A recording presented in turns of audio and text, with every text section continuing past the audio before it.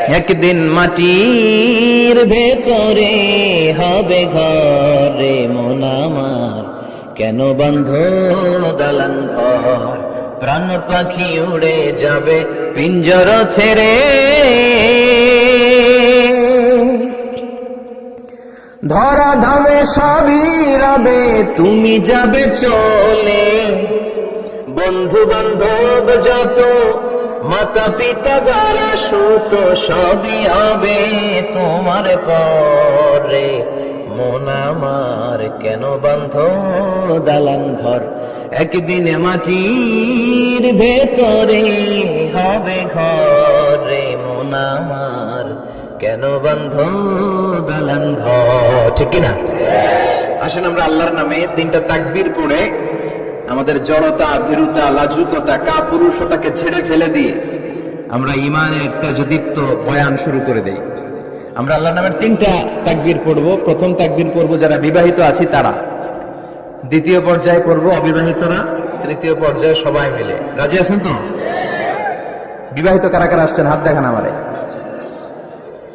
মাশাআল্লাহ, আসছে অনেক, হাত নামান। অবিবাহিত কারা কারা আসছে দেখি? যারা চালাক আছে দুই হাত করে তুলতেছে, দুই হাত করে তুলছে এরা, এক হাত করে তোলো। মা এর সব অবিবাহিত, এই দুষ্টগুলো সব একসাথে থাকে। আল্লাহ এদেরকে ইসলামের জন্য তুমি কবুল করো। আমিও যুবকদের ভালোবাসি বেশি, যুবকরাও আমারে ভালোবাসে বেশি। আল্লাহ এই ভালোবাসাগুলো যেন কোরআনের জন্য হয়, ইসলামের জন্য হয়। আল্লাহ এই যুবকদেরকে সাইয়েদনা হামজার মতো কবুল করো, ওমরে ফারুকের মতো ইসলামের সৈনিক হিসেবে কবুল করে নাও। হাত নামান। তো আমি লিল্লাহি তাকবীর বললে বিবাহিতরা প্রথমে পড়বেন আল্লাহু আকবার, দ্বিতীয় পর্যায়ে আমি লিল্লাহি তাকবীর পড়লে অবিবাহিতরা পড়বেন আল্লাহু আকবার। দেখি আমার নানার শ্বশুরবাড়ির এলাকার লোকদের কাদের গলায় জোর বেশি, বিবাহিতদের না অবিবাহিতদের? বড়ুয়া কৃষ্ণপুরে বিবাহিতদেরকে আঞ্চলিক ভাষায় আপনারা কি বলেন? বিয়েটা একই, অনেক জায়গায় বলে বিয়াতা।